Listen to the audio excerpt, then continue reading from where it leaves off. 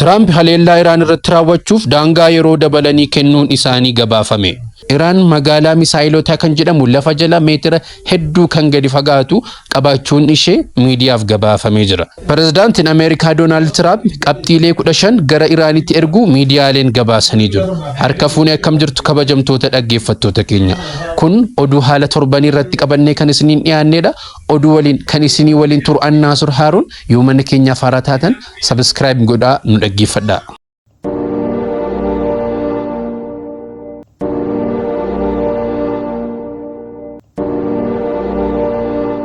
Trump haleellaa Iraan irratti raawwachuuf daangaa yeroo kennan irra deebiidhaan dheeressanii jiru. Pirezidaantiin Ameerikaa Doonaald Tiraamp haleellaa bu'uuraalee misoomaa anniisaa Iraan irratti raawwachuun daangaa yeroo kennan irra deebiin dheeressanii jiru. Pirezidaanti Tiraamp Iraan hulaa Hormuz yoo hin banne bu'uuraalee misoomaa anniisaa isheen haleela jechuun daangaa yeroo kennanii turan irra deebiin dheeressaniiru.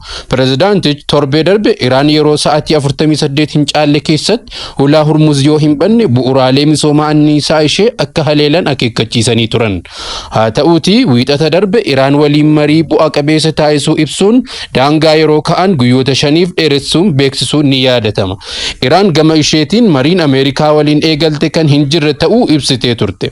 Pirezidaanti Doonaald Tiraamp ammas daangaa yerichaa guyyoota 10f dheeressuu dubbachuu Reuters gabaaseera.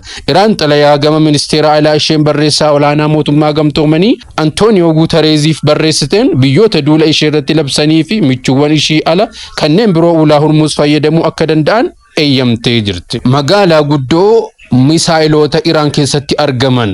Waraanni Ameerikaa fi Israa'el Iraan irratti banan maaliif humna misaayilaa Iraan diinagdee balleessuu dadhabe gaaffiin jedhu ka'aa jira. Tokkoffaan misaayilli Iraan bakki inni itti argamu gadi fageenya ajaa'ibaa kan qabu yeroo ta'u kuusaa fi warshaaleen oomisha misaayilaa Iraan tulluu akka shiboo walxaxee jalatti hanga miitira 500 gadi fagaatee kan ijaaramedha. Humni Ameerikaa cimaan ammoo boombii GBU 57 jedhamu kan inni qaqqabuu danda'u meetira 60 qofa ga'uu holqi isaa irra dachaa 12 caala jechuudha. Inni lammaffaa siistama baaburaa automated jedhamuun daandiin baaburaa holqoota kana keessa diriiran misaayilota ariitiidhaan kutaa tokko gara biraatti sochoosuu danda'u. Hulaa tokko utuu ruktameeyyuu hulaa birootiin baasee dhukaasuu kan danda'u. Inni sadaffaan oomisha biyya keessaati. Iraan misaayilotaa fi diroonii biyya biraatii hin fiddu. Ofii isheetii oomishti. Kun ammoo qoqqobbii ishee akka irra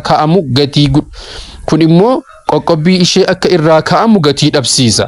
Inni afraffaan meeshaalee waraanaa sadarkaa olaanaa yeroo ammaa kanatti meeshaalee waraanaa Iraaniin hojii irra oolaa jiran Fattah misaayila hypersoonikii saffisa sagalee dachaa 15 caaludha.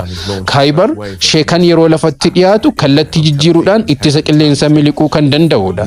Inni shanaffaan raasaa istiraateejikii ta'e magaalonni misaayilaa Iraan lafa jala jiran kun immoo tokko qofa miti kutaalee biyyatti hedduu keessatti kan faca'anii jiranidha. Qabxii guddaan waraanichi olaantummaa qilleensaa irraa ifatti mul'atu caalaa humna waraanaa walakkaa kiiloomeetira tabba jala kan jiru yoo ta'u kanaaf Iraan waraana isee irratti gaggeeffamaa jiru kanaaf kam harka kennuu dadhabde. Maddi odeeffannoo keenya CNN International. Pirezidaantiin Ameerikaa Doonaald Tiraamp karoora qabxiilee 15 of keessaa qabu gara Iraan erguun isaanii gabaafamaa jira. Iraan gama isaaniitiin lolli kun kan dhaabbatu ani yeroo murteessuu fi yeroo haalawwan koo guutamuu qaban jechuun qofa deebii kennitee jirti. Har'a odeeffannoon addunyaa irratti haasa'amaa jiru kan guddaate pirezidaantiin Ameerikaa Doonaald Tiraamp karoora qabxiilee 15 qabuun lola dhaabuun Iraanitti erguu isaaniidha. Qabxiileen waliigaltee kan ifatti hin ibsamne yoo ta'u garuu TV Israel Channel 12 jedhamuun qabxiileen karoorichaa keessaa muraasni akka armaan gadiitti gabaafamee jira. Inni tokkoffaan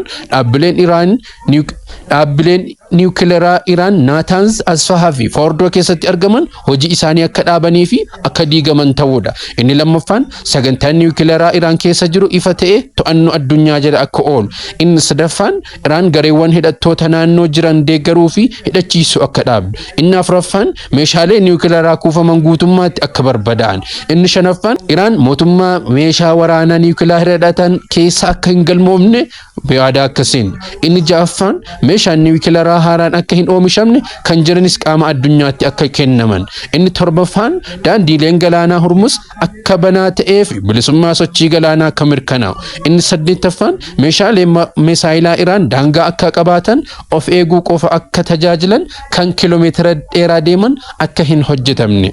Inni saglaffaan haa ta'u malee karoorri kana fakkaatu itti argamee ture. Haa ta'u malee White House irraa hangammatti ibsiin yookaan mirkaneessi kamiyyuu hin kennamne. Gama biraatiin Iraan deebii kenneera. Mootummaan Iraan karoora marii Tiraamp dhiyeesse mormeera. Iraan lolli kan dhaabbatu yoo ani murteessuu fi haalawwan kan koo naaf guutaman qofa jedheera. Haalawwan Iraan barbaadus hawaasni diina irraa dhufu weeraraa fi ajjechaan guutummaatti akka dhaabbatu. Inni lammaffaan lolli gara fuulduraatti Iraan irratti akka hin deebi'amneef mirkaneessu. Inni sadaffaan miidhaa ga'ee fi beenyaa ifaa fi mirkanaa'aa ta'e kaffalamu. Inni afuraffaan lola naannoo keessatti banaman hunda akka dhaabbatu. Inni shanaffaan mirga abbaa biyyummaa Iraan irratti galaana Hormuz irratti beekamtii addunyaa akka argatu. Kanneen kana fakkaatan karaa Iraaniinis dhiyaatee jira. Egaan pirezidaantiin Doonaald Tiraamp gama isaaniitiin mirga waliigaltee Iraan natti ergaa jirti keessaa na gaafataa jirti kan jedhanis yoo ta'u, Iraanis gama isheetiin lakkii ani waliigalteef yeroo hin qabu yaada jedhu deebisaa jirti. Egaan kabajamtoota daawwattoota haala yeroo irratti qabannee kan isiniif dhiyaanne kan ammaa kana fakkaata. Oduu waliin kan isinii waliin ture Naasir Haaruun. Oduu keenya hafanii waliin turtii gaarii. Yoo mana keenyaaf haaraa taatan subscribe gochuun yaada keessan karaa koomentii nuuf kenna, like gochuun nu bira dhaabaddaa.